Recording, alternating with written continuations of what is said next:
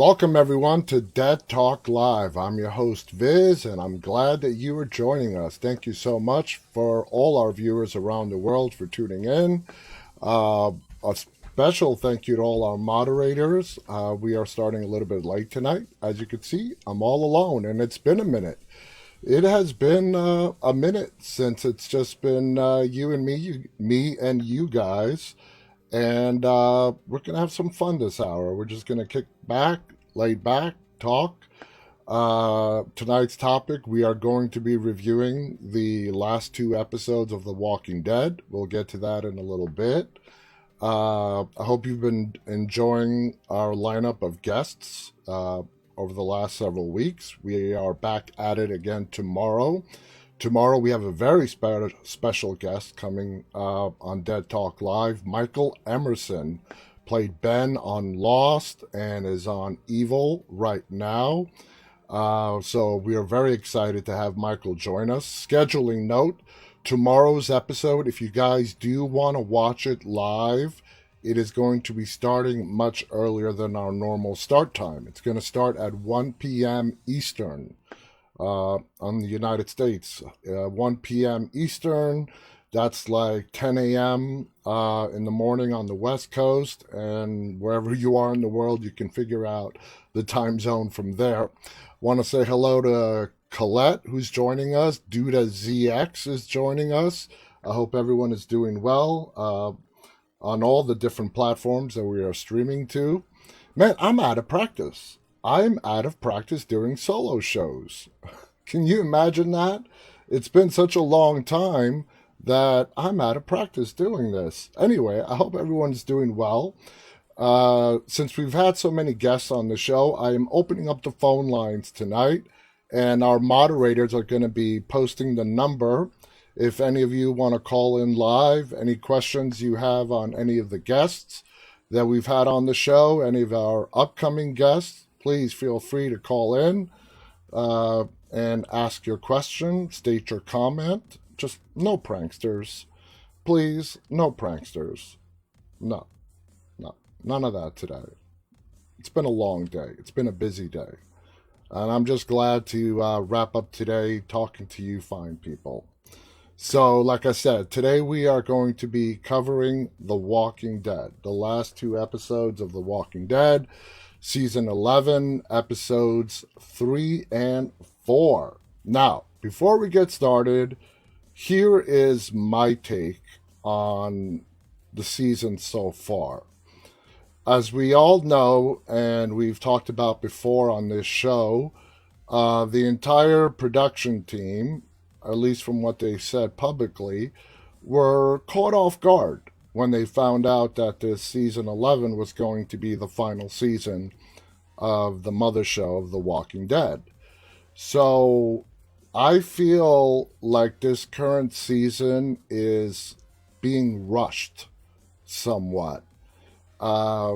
And this is not most definitely not the actors doing, the directors, the producers. This goes really high up on the chain, not the writers either. They're doing an amazing job.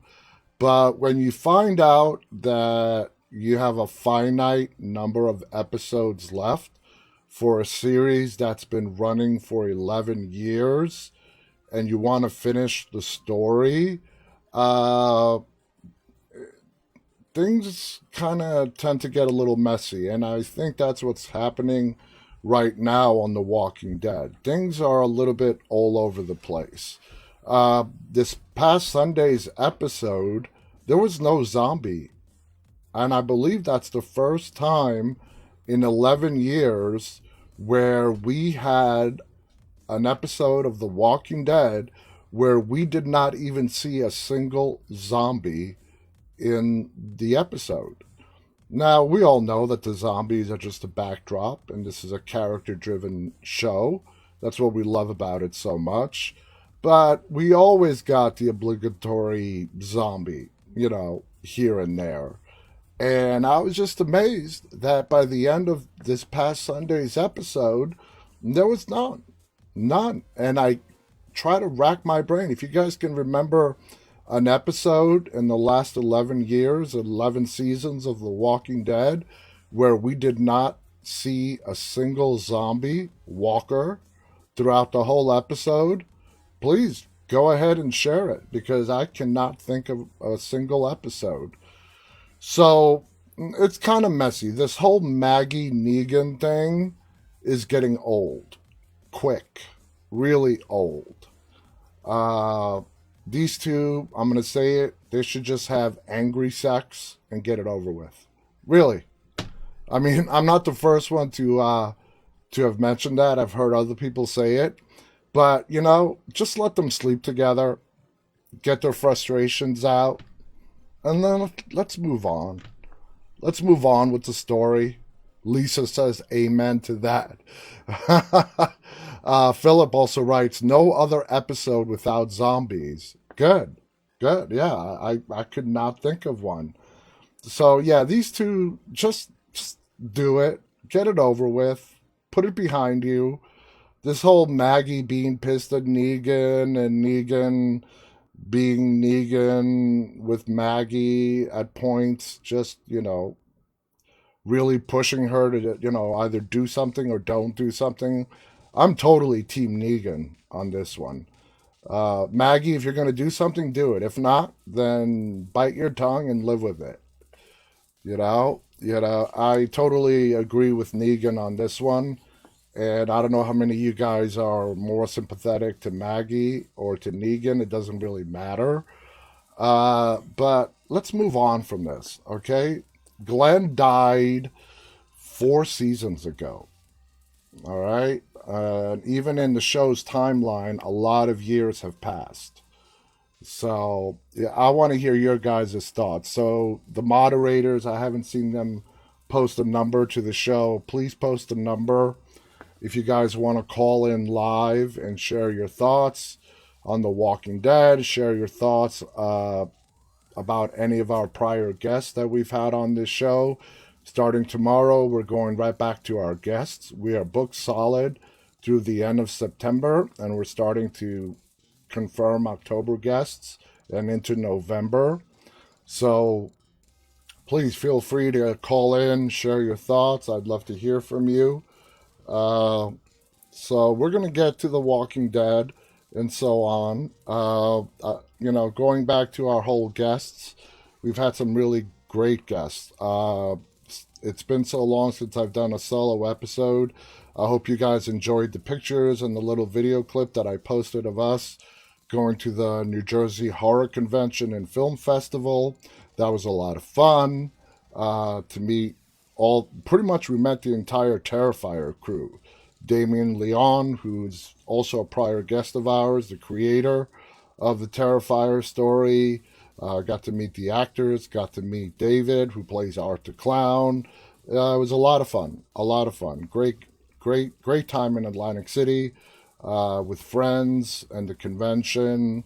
And it's fun. It was a lot of fun. I haven't been to Atlantic City in a long time, at least 15 years. So being back on that boardwalk, it was fun. I enjoyed it. So Khaleesi writes, I love the python. I never thought that I would ever hold a snake around my neck. But for some reason, when we got there and I saw that beautiful python, I'm like, I'm going to go for it. Why not? And man, that thing is heavy. For those of you guys that saw the video, you obviously saw how big it was, and a lot of you know I have a bad back. After holding that thing for a good 5+ minutes, I was in pain. It is heavy. And I was sort of watching its tail in particular, as it wrapped itself around my leg. I'm like, all this thing has to do is start squeezing, and I'm dead. I'm dead. But no, I didn't feel threatened at all. That's the first time I ever touched a snake. And like I mentioned on camera, people who have never touched a snake, and you have this, idea of what a snake feels like, maybe slimy or something like that. Nah, it's smooth as silk. That's how they feel. Smooth as silk. Welcome to Lindsay Sparks, who says loved all the videos you posted of the festival. Thank you. Now Efren was there. He says gross. Efren was a chicken shit. Would not touch the snake. So I'm gonna call him out. He was too scared of the snake. Colette writes that they're very dry. It's just like silk. It is softer than silk. I just got to state that. If you have a chance to hold a python or at least pet a python, first make sure you don't do it out in the wild. I do not recommend that. Like if you're in the Florida Everglades for whatever reason and you happen to come across a python that might be hungry, don't go and pet it. I'm talking about pythons that have a handler with them because this thing, I can tell you, just holding it over my shoulders can kill you like that. So, anyway, Khaleesi writes, I would have held it. Efren writes, I come from a country where snakes eat people. We know better. Yeah. Pythons, though, I don't know if I would ever touch a venomous snake. Pythons are not venomous. The way they kill their prey is they suffocate them. They wrap around you till you basically can't breathe anymore. So anyway, moving on. Let's get to our review. We're going to start with episode 3, which was well over a week now of The Walking Dead. Episode 3 was a very action-packed episode, but not a whole lot of story behind it. And just a note on, the Reapers. It's like the record player skipped back. It keeps skipping back. They kill one bad group, here comes another.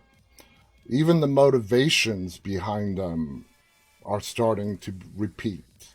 The Whisperers with Alpha, yeah, she was a little bit off. Even before the apocalypse allowed her to show her true colors. And now we have the Reapers. And we know now that the Reapers are a bunch of mercenaries, okay? Run by this Pope person. After the premiere of season 7 and seeing what Negan did, can they really surprise us anymore with what a bad person on The Walking Dead is going to do? No, I was not surprised. In fact, I knew in this last week's episode that as soon as we were introduced to Pope, when he was talking to Shaw, and Shaw was explaining to Pope how the other guy died, I knew, and I'm sure a lot of you knew as well, that Shaw was a dead man. Whether Pope was going to kill him right then or there, or like he did, wait till the end of the episode and stick his face in the fire, burned his face, burned him alive, I knew that he was a dead man. No surprise there. Now, if I was in the writer's room and I was writing this episode, and let's say we kept it the same, Pope shoved Shaw's face into the campfire, burned him alive, very painful way to go.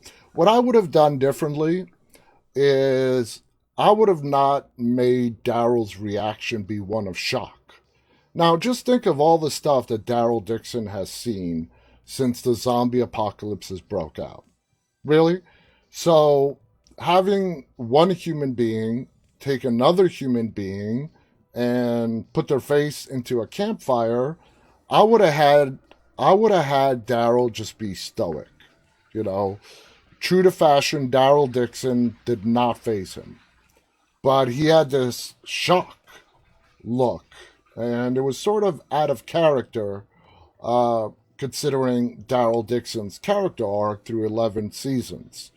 And just think of all the horrible stuff that he has seen. Terminus, Negan, his friends getting killed in front of him with baseball bats. To have one person put another person's face into a campfire, I would have had him be just completely stoic. No reaction whatsoever. None. That's what I would have done differently. But it's just, it keeps repeating. They kill one bad group, here comes another bad group. Their intentions might be slightly different, but, you know, let's do something different, guys. This is the last season. This is the last season. Let's let's do something different, especially with all these spin-offs coming. The success or failure of these spin-offs are going to rely on how they wrap up the main series. If the main series goes out with a whimper, then the Carol Daryl spinoff, Tales of the Walking Dead, which I'm very much looking forward to, they don't really stand much of a chance because people who have lost interest of The Walking Dead before season 11 ends are not going to go and watch the spinoffs. So, anyway, Lisa writes, crime. He saw Negan burn a guy's face with that iron and he didn't flinch. That I saw. And she corrects, cripe, not crime. Yeah. His reaction of him being shocked, I'm like, really? After all that you have seen someone's, head being thrown into a fire, that shocks you? Uh, you know, I'm glad they brought Leah back.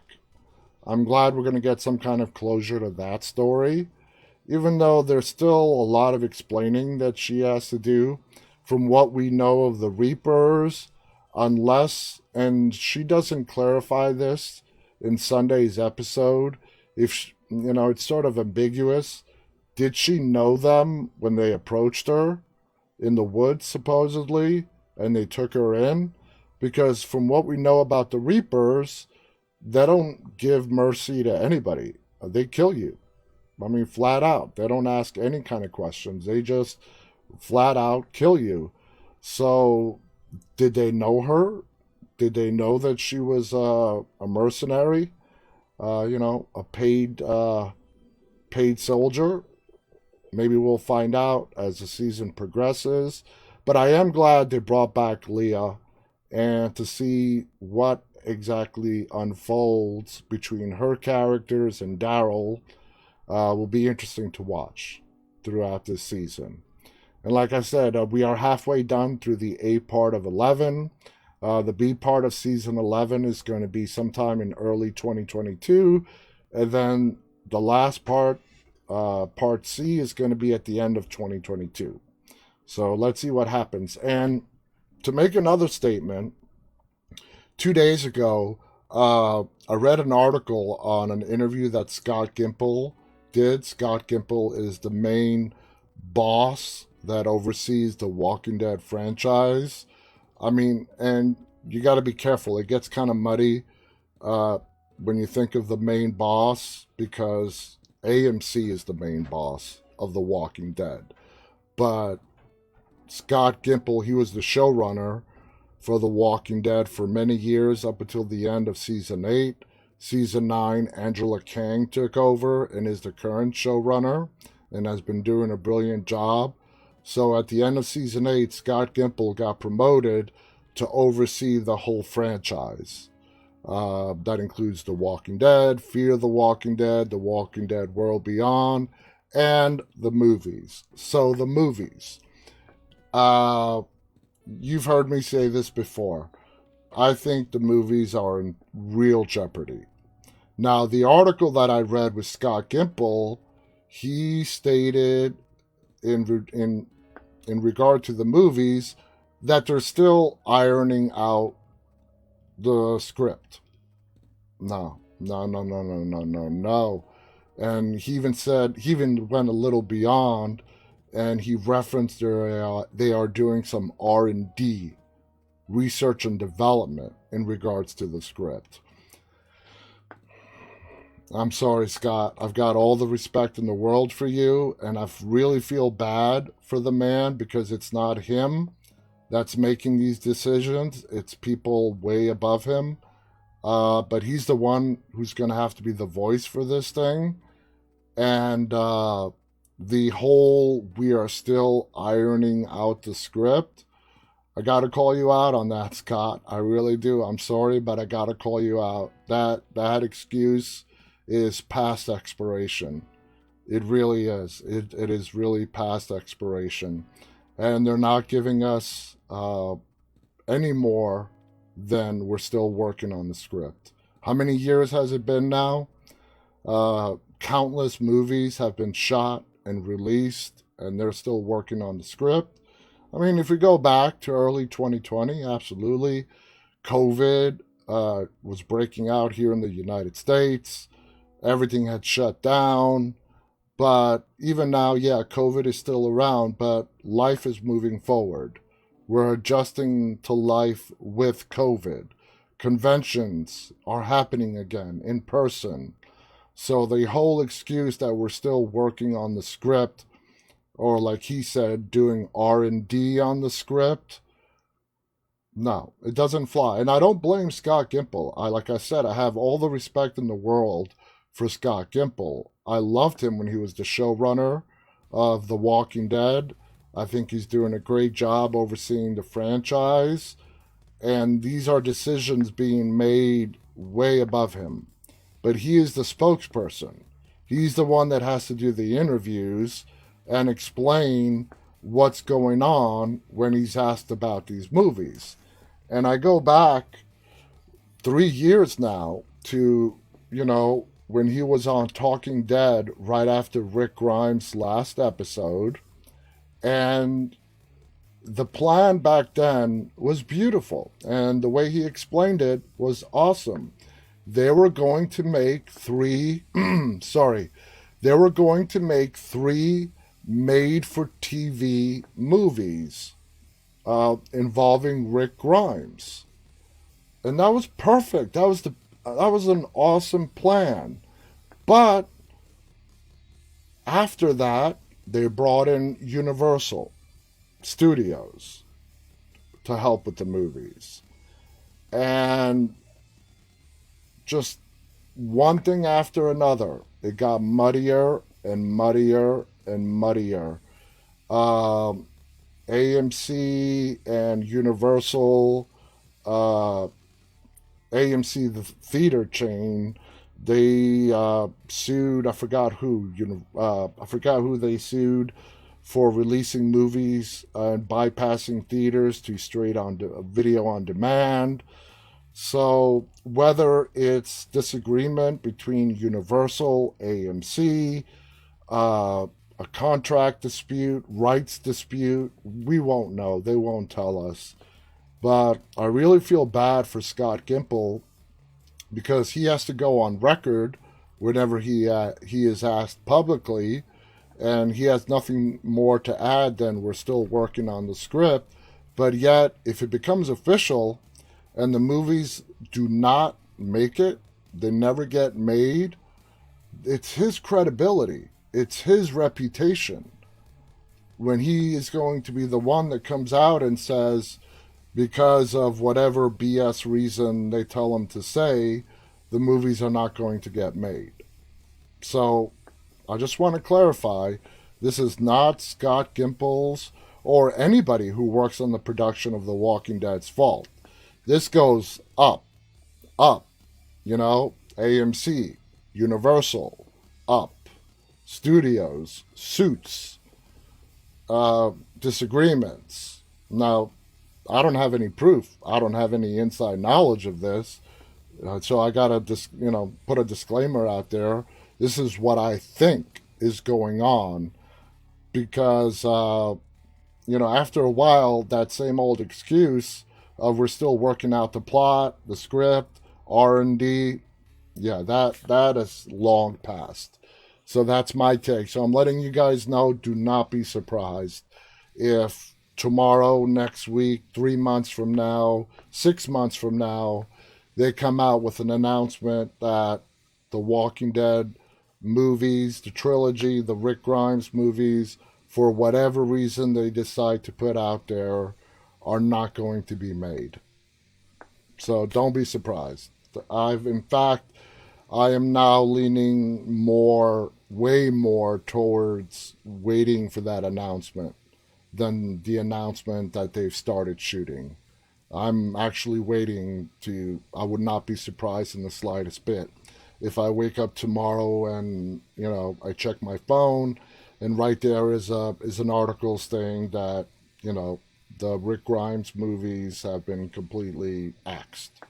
Would not surprise me one bit. In fact, I wake up expecting it. So we just got to wait and see how it plays out.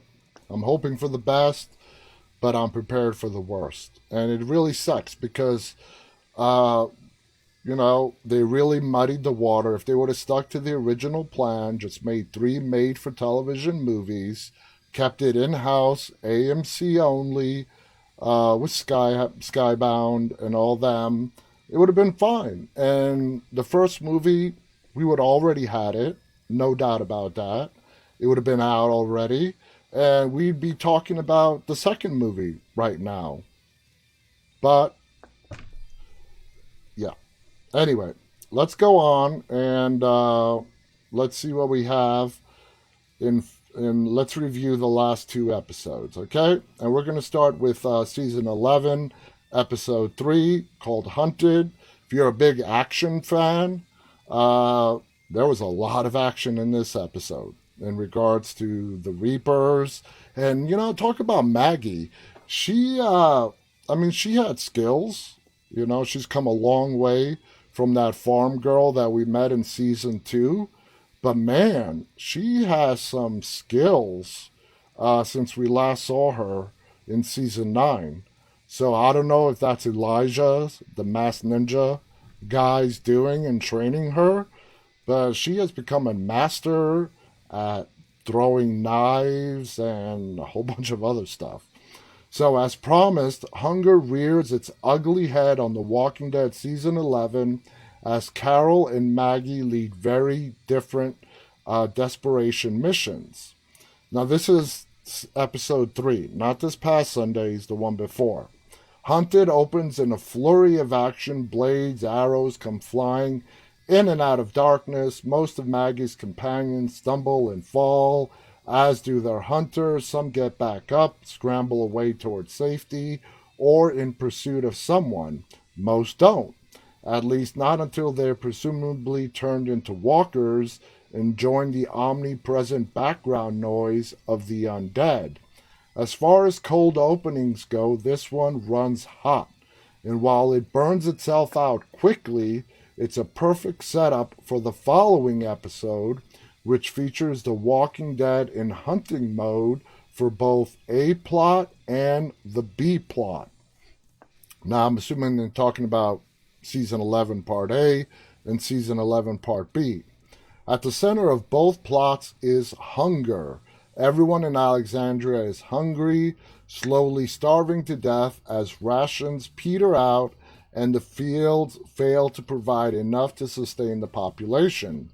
Maggie's mission to rescue a cache of supplies is a desperate one. If she fails, people die. Carol's mission to rescue Alexandria's horses is another desperate one. If she fails, people die, but slower. Both have been established as crucial to survival, and both come with complications. For Maggie, it's injured baggage, an old enemy, and people trying to kill her. For Carol, it's something even more out of her control in the form of giant wild animals that don't want to get caught and dragged back to civilization. And I gotta ask you guys, what do you think of Carol's character so far in season 11? To be completely honest, she's starting to annoy me. I never thought I'd say that, but the way they're writing her character, uh, I see no point to it. I really don't. I don't know what's going on in her head. Let me know what you guys think. With every encounter with the Reapers or every fleeing horse, both missions seem increasingly hopeless.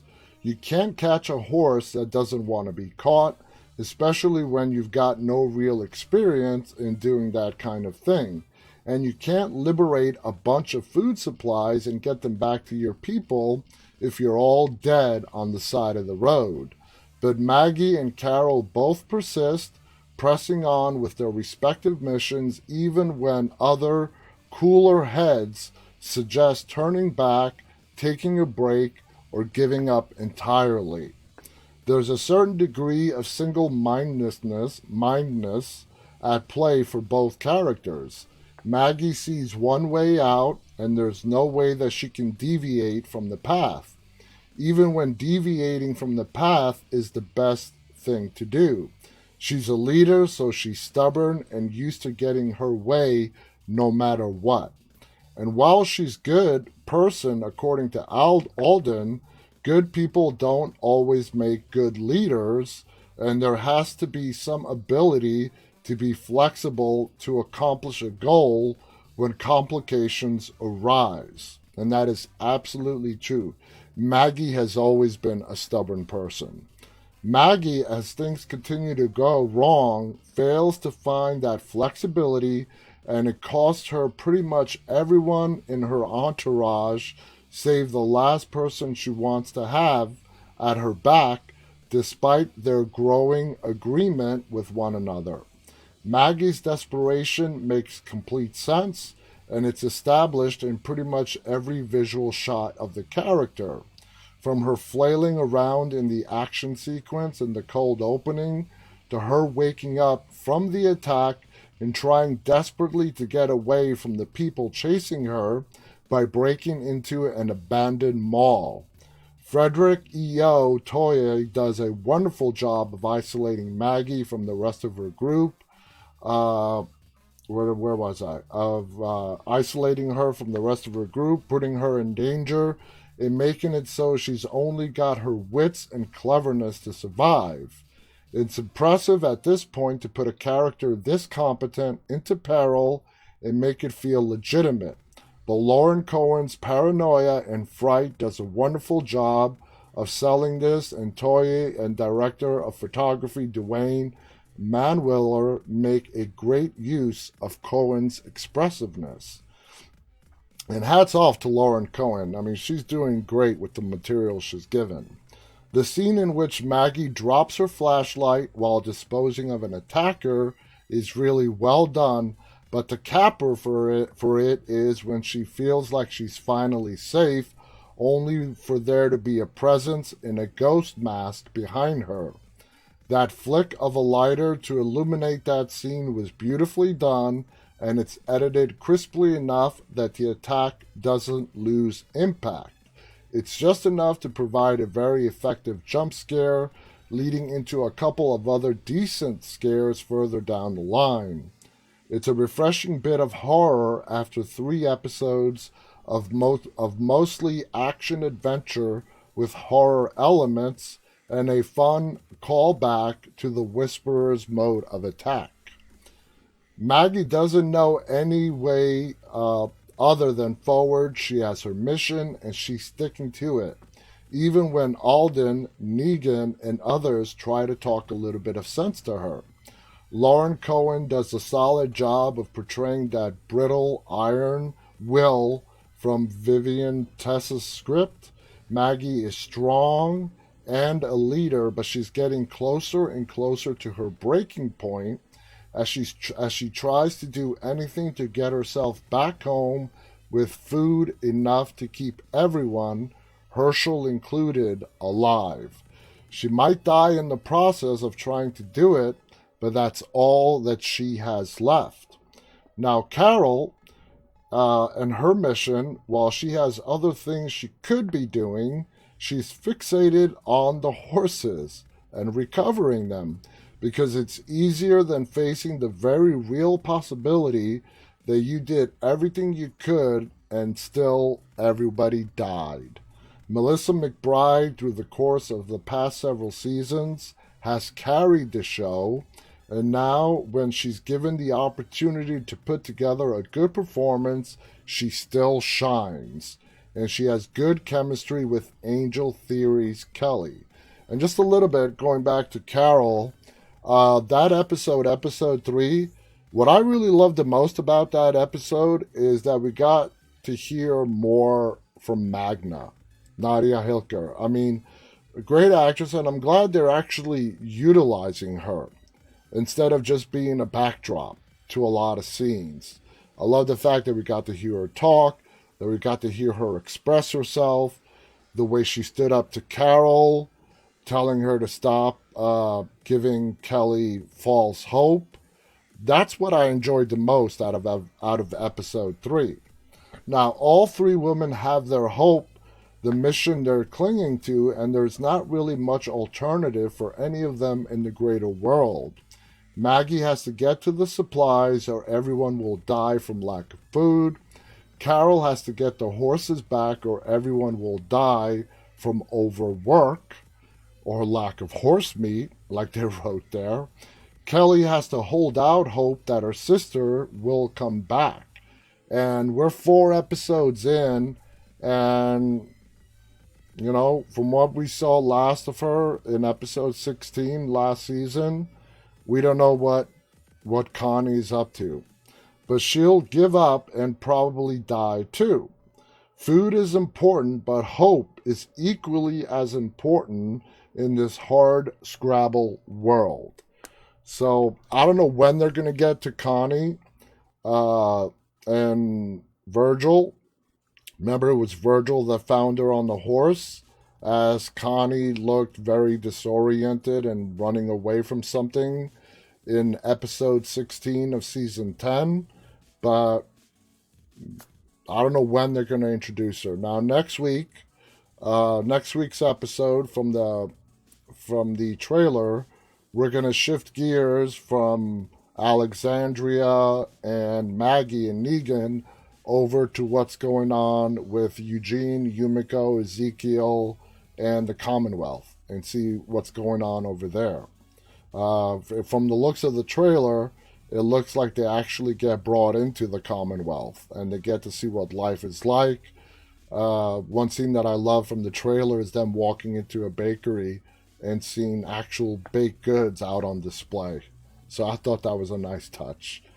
Lisa writes, the first Walker soldier in the tank with Rick in episode 1 of the first season was kind of sleeping. Oh, you guys talking about the sleeping zombies.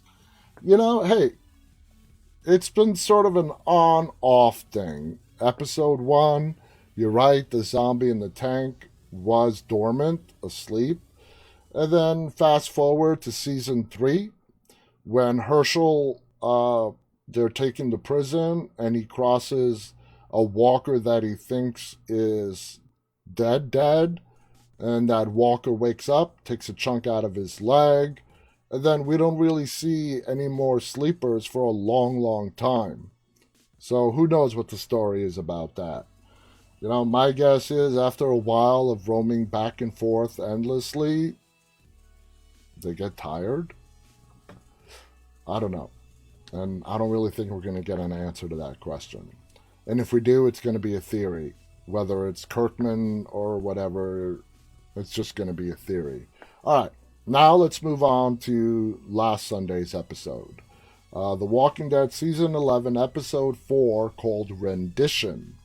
The Walking Dead takes Daryl Dixon from the frying pan and into the fire as he reconnects with an old friend and gets himself in way over his head with some dangerous new allies. And Daryl, always being the kick-ass awesome character, he takes this opportunity to basically, plant himself in with the Reapers, because he realizes how dangerous they are. There's not a lot of them.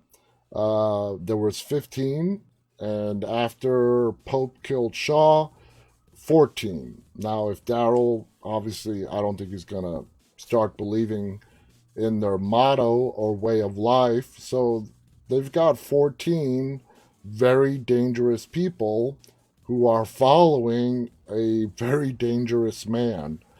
Leah, I don't know if they're going to explain how she knows these people, how she got involved, as I said previously, but we'll find out. Anyway, this article goes on to say, has anyone on The Walking Dead been through as much as Daryl Dixon? He's been tortured several times at this point. including the most insidious torture method ever devised by Negan, having to listen to that damn song. He's been injured in pretty much every possible way someone can be injured. His motorcycles have long stopped running. His friends won't let him retreat into the woods like the smelly hermit he longs to be. The only love affair he's had on the show has ended in ambivalent tragedy. To be fair, he's got the coolest weapon and the coolest dog.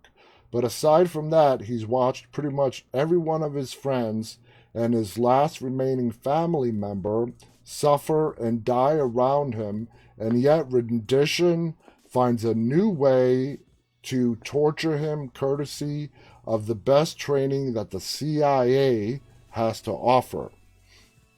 One of the better things about the previous episode, Hunted, was the abrupt and explosive battle sequences in which the Reapers and Maggie survivors fall into battle, seemingly for no good reason other than it's two alpha groups competing over territory. But there's no real deal for there to be a reason. This is the world of The Walking Dead. It's kill or be killed. I hate when the page just jumps around like that. Where was I? It's messy, organic comic, and every time an episode focuses on a specific combatant, it only gets messier and more frantic and more impressively dangerous.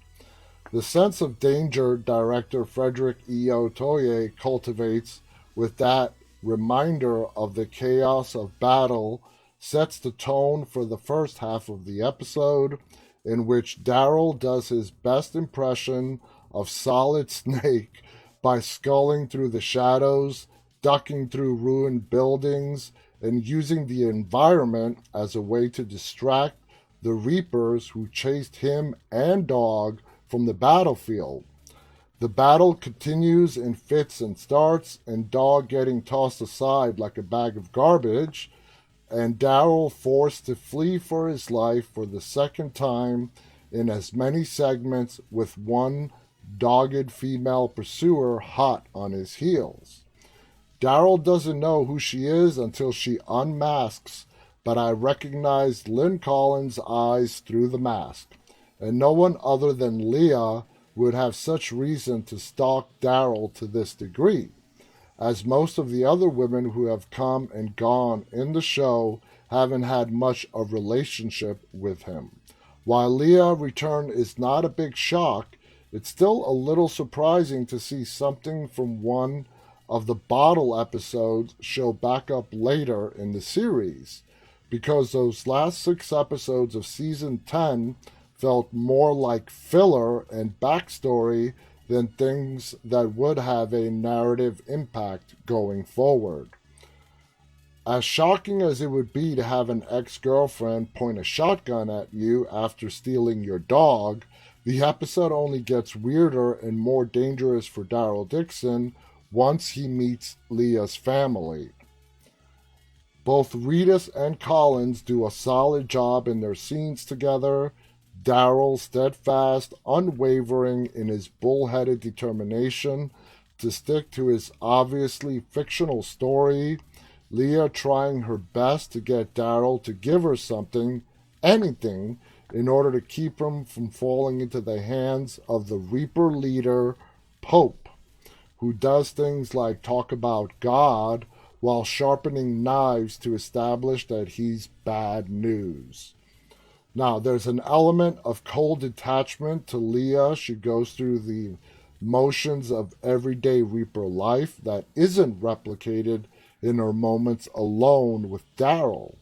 Sure, she's ordering goons to drag him around, and she's watching and interrogating him while he's being waterboarded, a very brutal scene that had to be very uncomfortable to shoot for Reedus. I find it hard to believe that was Reedus under that mask. That had to have been a stuntman. Anyway, but there isn't malice underneath her actions. She's doing, it jumped around again. She's doing what she's doing to get Daryl to try to save him from worse hands at the hands of Pope and her fellow Reapers.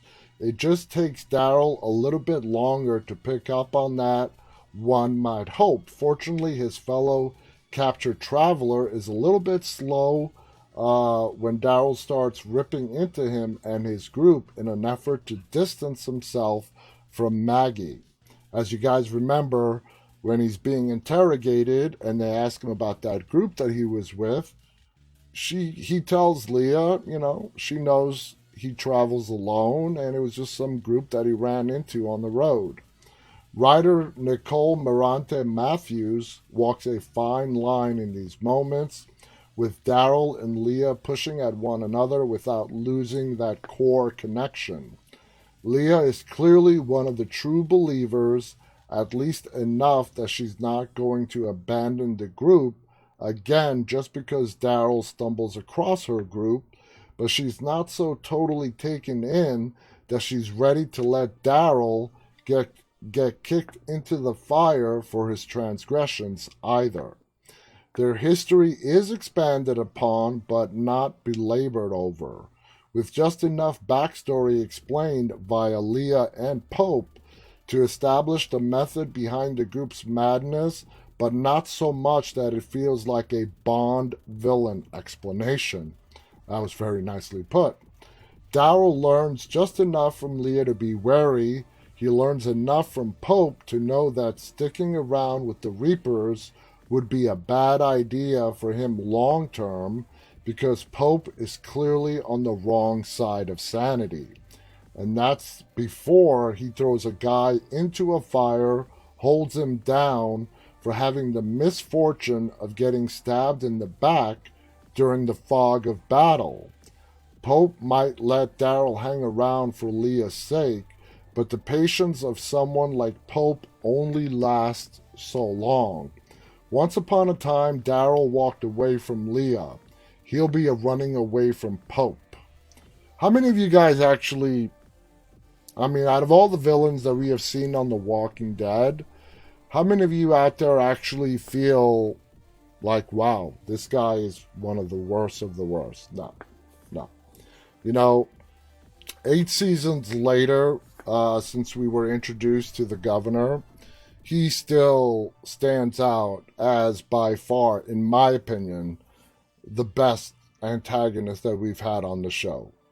We all loved Negan, but not because Negan was the best antagonist. He was cruel, ruthless. We love Negan because of his arc, of the transformation that he's been through from when we first met him to the Negan that we know today. That's why this whole back and forth between Negan and Maggie is just getting old really, really quick. So hopefully that's going to be worked out in the next 4 episodes, and put it aside. I hope they don't drag this into the B part of season 11. I hope they come to some kind of resolution. Like I suggested at the beginning of this show, you know what? Just let the two have some angry sex. Get it over with. Let out all their frustrations. Get it out. Get it over with. And move on. Effin writes he's like one of those crazy TV evangelist preachers. Yeah. I'm not saying Pope is sane, but, it's just we've seen so many horrible people and doing such horrible things throughout this show that, like Daryl's reaction when Shaw got thrown into the fire, I would have had Daryl just stand there stoic, not even flinch at what Shaw did, at what Pope did. Now, I don't know what Pope's reaction would have been to that, saying, wow, this guy didn't even flinch. Would that endear him to Pope? Or would that make Pope think that Daryl's even more dangerous than he thought? Who knows? Colette writes they should get a room. Valente Fanton writes Negan is a survivor, a bad man, but a survivor. He is definitely a survivor. He was a bad man. Negan is selfish. Even through his redemption arc, he's not 100% selfish. But what was the quote like in episode 3 when they were carrying Alden away and they heard the screaming? And he says something like, "Oh, yeah, let's go running towards the scream." Negan is a survivor because he knows how to avoid dangerous situations. He's not out to be the hero. That's not the kind of person he is. So I absolutely agree with you, Valente. He's a survivor because he knows the situations that should be avoided. That's why he's a survivor. And just like at the end of season 8, when Rick and him were battling it out just before Rick sliced his throat, and Rick was telling him, your guys are down, you've lost. And Negan tells Rick, "I'll find a way. I always do." That's very true. He always finds a way. So there you guys have it. That's where we are right now, 4 episodes in to season 11 of The Walking Dead. Let's see how it turns out. We're still in the very early stages. We have, a lot more episodes. We have 20 more episodes to go before this thing is all said and done with. As far as the movie goes, I've shared my opinions. We'll have to see how that turns out as well, but I'm not feeling very confident right now that these Rick Grimes movies are going, or even a single movie is going to be made. There's some stuff going on in the background that we don't know about. So I want to thank you guys so much for tuning in tonight. Remember, tomorrow's episode of Dead Talk Live starts at 1 p.m. Eastern United States time. We have a great guest, Michael Emerson, Ben from Lost. He's on Evil. He plays Leland Townsend. I love Evil. For those of you that don't watch Evil, season 1 was on CBS. Season 2 is exclusively on Paramount Plus. It's a great show dealing, with exorcisms and demonic entities, but not in the way that you might think. It's great how they've done this show. So if you haven't watched Evil, that I would definitely put that on my high recommendation list to start watching. The first season of Evil is actually available on Netflix, I believe. So if you haven't watched any episode, you can go to Netflix, watch the first season. The second season is exclusively only on Paramount Plus. Anyway, guys, like Colette points out, it's going to be 6 p.m. in the United Kingdom tomorrow, 1 p.m. Eastern again here in the United States. So until tomorrow, guys, when Michael Emerson is going to be our special guest, to get all the latest guests that are coming up. We got more confirmations today, so the website does need to be updated, but please visit our site to see everybody that's coming up. We are booked straight through to the end of September. We have some great guests coming up, so please keep tuning in and watching. The way I conduct my interviews is I want them to be informative. I want you guys to learn, when we have filmmakers on, I probe and ask them, as you probably have noticed, the inspiration for their stories, how they go about them, how does it go from an idea to something on paper and ultimately on the screen. And I hope you guys find them as informative as I know I do. So anyway, guys, till tomorrow, stay safe, and as always, stay walking. Good night.